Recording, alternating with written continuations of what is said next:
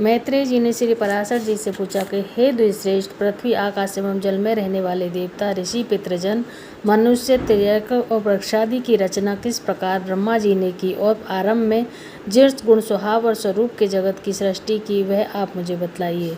श्री पराशर जी ने कहा कि हे मैत्रेय, प्रभु श्री हरि ने जिस प्रकार समस्त सृष्टि को रचा वह सब मैं तुम्हें सुनाता हूँ, ध्यान से सुनो। सर्ग के आदि में सृष्टि के विषय में विचार करते करते ब्रह्मा जी ने अबुद्धिपूर्वक तमोमय सूर्य का आविर्भाव किया।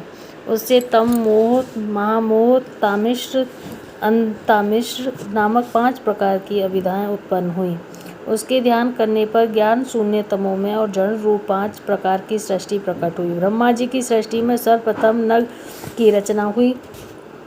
वाराह जी द्वारा स्थापित होने के कारण वह मुख्य सर्ग कहलाता है, किंतु उसे कार्य साधन में असमर्थ जानकर उन्होंने अन्य प्रकार की रचना का ध्यान किया, जिससे तिर्यक स्रोत सृष्टि की उत्पत्ति हुई। उस सर्ग में प्राणी आहार स्रोत से जीवित रहते हैं। वह सर्ग तिरछा चलने वाला है, इसलिए उसका नाम तिर्यक सर्ग हुआ, जिसमें अज्ञानी, विवेकी और अनुचित राह पर चलने वाले विपरीत ज्ञान को सत्य कहने वाले होते हैं।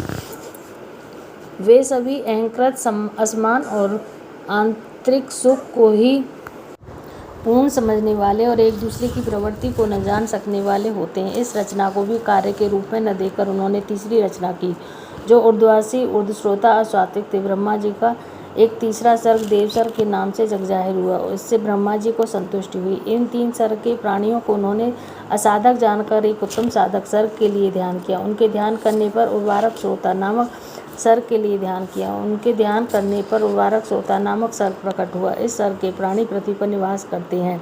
उनमें सतोगुण, रजगुण और तमगुण तीनों ही अधिकता होती है। इसी कारण मनुष्य दुख का अनुभव करने वाले बहिरंत ज्ञान से युक्त और साधक हुए हैं। हे श्रेष्ठ मुनि, इस प्रकार अब मैंने तुमसे 6 सर्ग कहे हैं। महत्व को ब्रह्मा जी का पहला सर्ग, तंत्रात्माओं का दूसरा सर्ग, दूसरे भूत सर्ग भी कहते हैं, तीसरा वैकारिक सर्ग, चौथा मुख्य सर्ग, 5वां तिर्यक श्रोता और छठा ऊर्ध्व श्रोताओं का सर्ग जो देव सर्ग कहलाता है, 7वां ऊर्ध्व श्रोताओं का सर्ग जो 8वां अनुग्रह सर्ग है।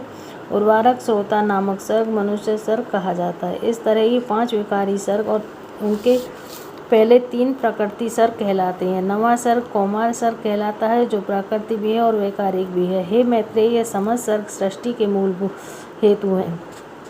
मैंने 9 सर्गों का विवरण सुना दिया है। जगदीश्वर की सृष्टि के विषय में अब क्या सुनना चाहते हो? मैत्रेय जी बोले, हे महामुनि, अपने वैदिक सर्गों को संक्षेप में सुनाया, कृपा करके विस्तार में बतलाइए। मैं आपके मुखारविंद